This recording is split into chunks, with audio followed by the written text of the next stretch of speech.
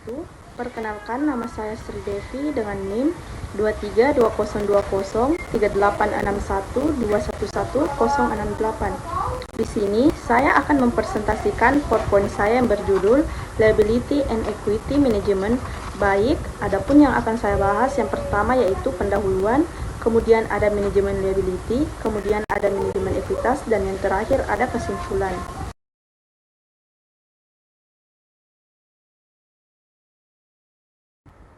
Baik, adapun yang akan saya bahas pertama yaitu pendahuluan. Bank merupakan lembaga keuangan yang menjalankan fungsi intermediasi, yaitu menghimpun dana dari masyarakat dan menyalurkannya kembali. Dalam aktivitas ini, bank harus menjaga kepercayaan masyarakat, serta memastikan likuiditas, rentabilitas, dan solvabilitas tetap terjaga. Untuk itu, penting memahami bagaimana bank mengelola dana melalui manajemen pasifa yang tercermin pada sisi kewajiban dan modal dalam neraca bank. Baik, adapun penjelasan selanjutnya yaitu liability management. Manajemen liabilitas merupakan suatu proses di mana bank berusaha mengembangkan sumber-sumber dana non-tradisional melalui pinjaman di pasar uang atau dengan menerbitkan instrumen uang untuk digunakan secara menguntungkan, terutama untuk memenuhi permintaan kredit. Dalam perbankan, manajemen liabilitas terkait erat dengan pengalokasian dana menjadi earning asset menurut Riyadi. Pengelolaan kewajiban bank penting untuk yang pertama yaitu 1. Menjalin hubungan baik dengan kreditur. Yang kedua yaitu meminimumkan biaya bunga atas dana yang dihimpun. Yang ketiga yaitu pemeliharaan pergerakan sumber dana akibat kondisi ekonomi dan moneter.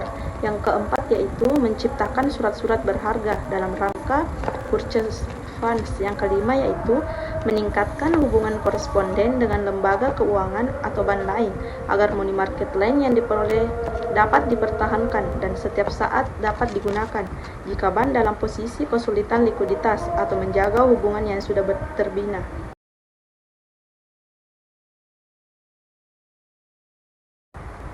Manajemen liabilitas dalam struktur neraca bank. Yang pertama yaitu merupakan usaha manajemen bank untuk memperoleh dana operasional melalui penghimpunan dana dari masyarakat atau pihak ketiga dan pasar uang atau pasar modal.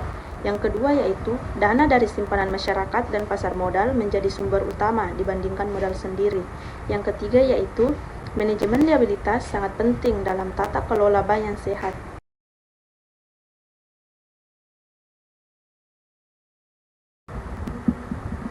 Sumber dana pihak ketiga ada 3. Yang pertama yaitu 1. Giro. Giro adalah simpanan pihak ketiga kepada bank yang penarikannya dapat dilakukan setiap saat dengan cek, surat perintah pembayaran lain, atau pemindah bukuan. Karakteristik dari jenis simpanan ini yang pertama yaitu simpanan yang dapat diambil sewaktu-waktu atau berdasarkan kesepakatan dengan menggunakan cek atau kartu ATM sebagai media penarikan. Yang kedua yaitu dapat dibuka oleh perusahaan atau perorangan. Yang ketiga yaitu aturan tentang setoran pertama dan saldo minimum. Yang keempat, cek dapat berbentuk tunai atau melalui rekening. Yang kedua yaitu deposito. Deposito adalah simpanan berjangka yang dikeluarkan oleh bank. Penarikannya hanya dapat dilakukan dalam jangka waktu tertentu sesuai perjanjian. Karakteristik dari jenis simpanan ini yang pertama yaitu simpanan untuk jangka waktu tertentu yang dapat diambil setelah jatuh tempo. Yang kedua yaitu menggunakan biliet sebagai tanda bukti simpanan yang mendapatkan bagi hasil yang dibayarkan setiap akhir bulan. Yang ketiga yaitu tabungan. Tabungan adalah simpanan pihak ketiga yang penyetoran dan penarikannya dapat dilakukan sesuai ketentuan yang berlaku di masing-masing bank.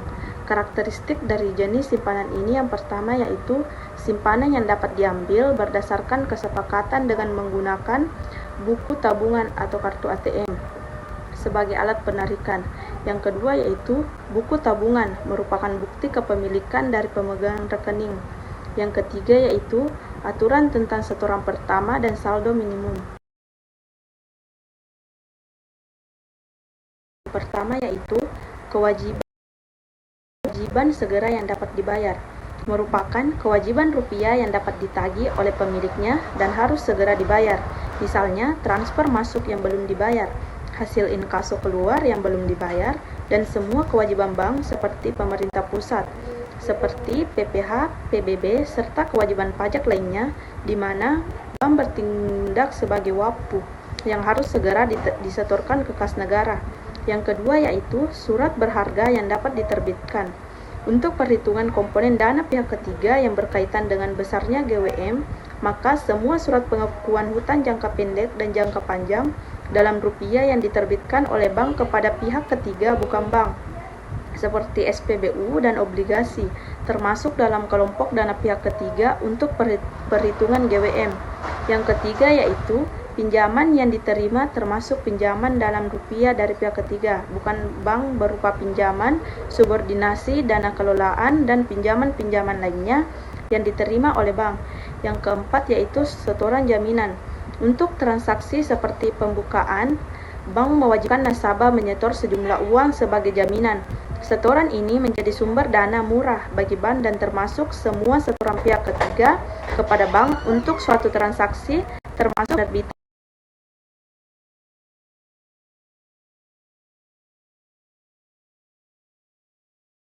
Sumber dana pihak kedua yang pertama yaitu pasar uang antar bank, digunakan untuk memenuhi kebutuhan likuiditas jangka pendek.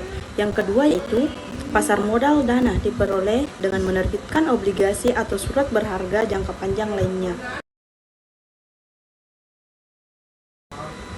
Jangka waktu pasar uang antar bank yang pertama yaitu mempunyai jangka waktu peminjaman 1 malam. Yang kedua yaitu mempunyai jangka waktu peminjaman 1 minggu. Yang ketiga yaitu mempunyai jangka waktu peminjaman 1 bulan.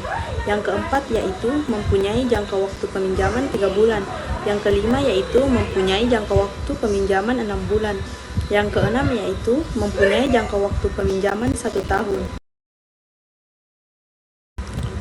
Jenis instrumen pasar uang yang pertama yaitu call money, merupakan sumber dana yang dapat diperoleh bank berupa pinjaman jangka pendek dan bank lain melalui interbank call money market.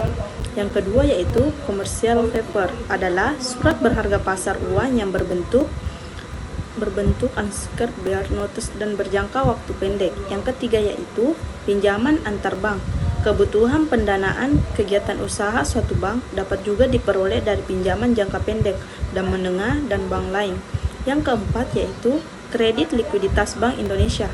Sesuai dengan namanya, kredit likuiditas Bank Indonesia adalah kredit yang diberikan oleh Bank Indonesia terutama kepada bank yang sedang mengalami kesulitan likuiditas. Yang kelima yaitu surat berharga pasar uang. Salah satu akibat adanya serangkaian paket beregulasi perbankan sejak tahun 1980-an adalah diperkenalkannya surat berharga pasar leng atau SBPU sebagai salah satu instrumen yang digunakan pihak bank untuk menghimpun dana. Yang keenam yaitu diskonto Bank Indonesia. Fasilitas diskonto adalah penyediaan dana jangka pendek oleh BI dengan cara pembelian promes yang diterbitkan oleh bank-bank atas dasar diskon. Pasar modal. Pasar modal merupakan sumber pendanaan jangka panjang bagi bank melalui penerbitan efek seperti obligasi. Struktur pasar modal Indonesia yang pertama yaitu Otoritas Jasa Keuangan atau OJK, lembaga pengatur dan pengawas seluruh kegiatan di pasar modal termasuk perlindungan investor. Yang kedua yaitu Bursa Efek Indonesia, tempat transaksi jual beli efek seperti saham dan obligasi berlangsung. Yang ketiga yaitu lembaga clearing dan penjaminan, menjamin penyelesaian transaksi dan mengatur proses clearing antar pelaku pasar. Yang keempat yaitu lembaga penyimpanan dan penyelesaian, menyimpan efek secara elektronik dan menyelesaikan transaksi efek. Yang kelima yaitu perusahaan efek, perusahaan yang menjalankan kegiatan sebagai broker, manajer investasi. Yang keenam yaitu lembaga penunjang, lembaga yang mendukung operasional pasar modal seperti biro, pemeringkat efek. Yang ketujuh yaitu profesi penunjang, profesi seperti akuntan publik, notaris, konsultan hukum, dan penilai yang mendukung keterbukaan dan tata kelola pasar modal. Yang kedelapan yaitu pemodal atau investor, pihak yang menanamkan dana dengan membeli efek di pasar modal. Yang kesembilan yaitu perusahaan yang menawarkan efek kepada fungsi pasar modal. Yang pertama yaitu sebagai sarana penambah modal bagi usaha. Perusahaan memperoleh dana dengan menjual saham ke pasar modal yang dibeli oleh masyarakat, perusahaan, lembaga, atau pemerintah.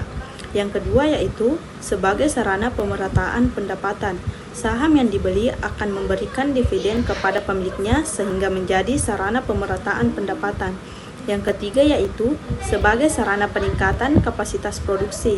Tambahan modal dari pasar modal akan meningkatkan produktivitas perusahaan. Yang keempat yaitu sebagai sarana penciptaan tenaga kerja. Pasar modal mendorong tumbuhnya industri lain yang menciptakan lapangan kerja baru. Yang kelima yaitu sebagai sarana peningkatan pendapatan negara. Dividen yang dibagikan dikenakan pajak sehingga meningkatkan pendapatan negara. Yang keenam yaitu sebagai indikator perekonomian negara. Aktivitas pasar modal mencerminkan kondisi aktivitas bisnis perusahaan di suatu negara. Kemudian ada equity management. Penggunaan modal yang kurang adalah cara untuk menarik keuntungan aset sehingga menghasilkan tingkat pengembalian ekuitas tinggi.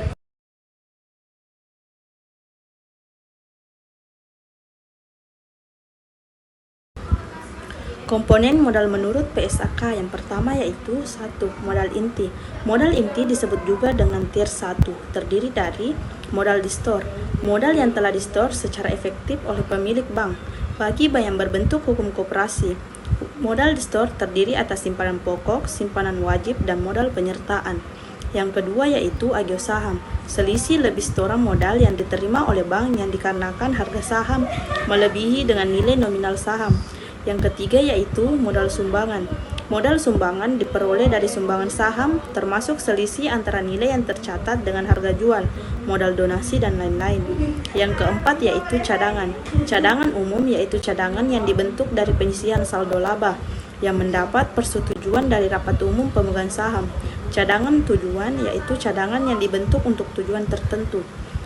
Kemudian ada laba ditahan, yaitu saldo laba yang tidak dibagikan. Laba rugi tahun lalu, yaitu laba tahun lalu yang tidak dibagikan akan tetapi digunakan untuk antisipasi bila ada kerugian di masa mendatang. Laba rugi tahun berjalan merupakan laba rugi tahun berjalan. Kemudian yang kedua yaitu modal pelengkap. Modal pelengkap bisa disebut juga sebagai tier 2, terdiri atas yang pertama yaitu cadangan revaluasi aktiva tetap. Merupakan cadangan yang dibentuk karena adanya selisih penilaian kembali aktiva tetap. Jumlah cadangan revaluasi aktiva tetap sesuai aturan dari Direktorat Jenderal Pajak. Yang kedua yaitu penyisihan kerugian aktiva produktif. Merupakan penyisihan kerugian yang diperhitungkan atas aktiva produktif yang dimiliki oleh bank dengan besaran maksimal 1,25% dari jumlah ATMR. Yang ketiga yaitu jumlah pinjaman. Merupakan modal yang didukung oleh instrumen atau warkat yang memiliki sifat seperti modal dengan ciri-ciri tidak dijamin oleh bank yang bersangkutan, dipersamakan dengan modal dan telah dibayar penuh. Yang keempat yaitu pinjaman subordinasi, merupakan jenis pinjaman yang hanya dapat dilunasi setelah kewajiban-kewajiban bank telah dibayar. Pinjaman subordinasi ini sifatnya hampir sama dengan modal. Pinjaman subordinasi maksimum 50% dari jumlah modal inti. Baik, adapun kesimpulan dari materi ini yaitu manajemen liabilitas dan ekuitas adalah strategi penting dalam menjaga keseimbangan pendanaan dan kekuatan modal bank. Liabilitas dikelola melalui sumber dana jangka pendek dan panjang, seperti kal manis, surat berharga, dan pinjaman. Sementara itu, ekuitas atau modal bank mencerminkan kekuatan finansial dan dipantau oleh regulator seperti OJK untuk menjaga stabilitas. Pengelolaan yang tepat membantu bank bertahan, tumbuh, dan tetap menguntungkan.